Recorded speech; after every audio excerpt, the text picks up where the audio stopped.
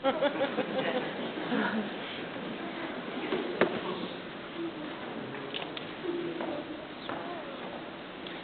your name and your business. My name is Alex. It's a stupid enough name. What does it mean? Must the name mean something? Of course it must. My name means the shape I am, and a good, handsome shape it is, too.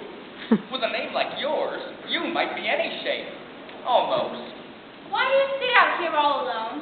Why, because there's nobody with me. Do you think I didn't know the answer to that? But don't you think that you'd be safer down here on the ground? This wall is so very narrow. What tremendously easy riddles you ask. Of course I don't think so. Why, if ever I did fall, which there's no chance of, but if I did fall, the king has promised me with his very own mouth to send all of his horses and all of his men? Now I declare that's too bad. You've been listening at doors, and behind trees, and down chimneys, or you couldn't have known it. No, I haven't. It's in a book. This conversation is going on a little too fast. Let's go back to the last remark but one. I'm afraid that I can't remember it. In that case, we start fresh. So, here's a question for you. How old did you say you were? I don't care to tell you. It's too late now. You're already grown. One can't help growing older. One can't, perhaps, but two can. There's glory for you. I don't know what you mean by glory. Of course you don't, till I tell you. I meant, there's a nice knockdown argument for you. But glory doesn't mean a nice knockdown argument. When I use a word, it means just what I choose it to mean, neither more nor less.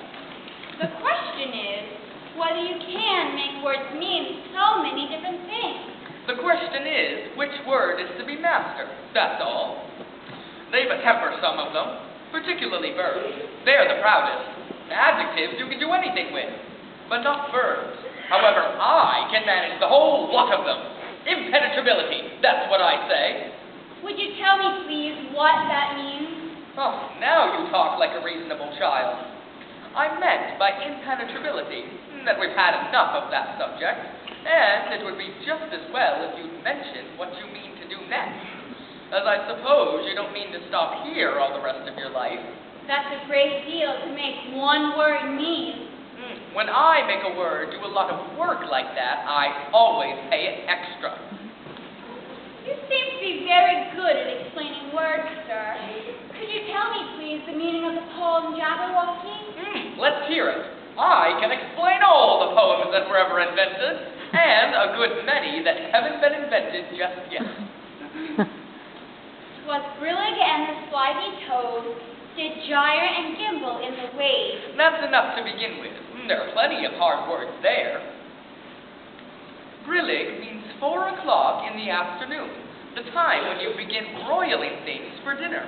That'll do very well. And what is slithy? Well, slithy is lithe and slimy. Lithe is the same as active. You see, it's like a portmanteau. There are two meanings packed up into one word. I see it now. And what are toads? Well, toads are something like badgers.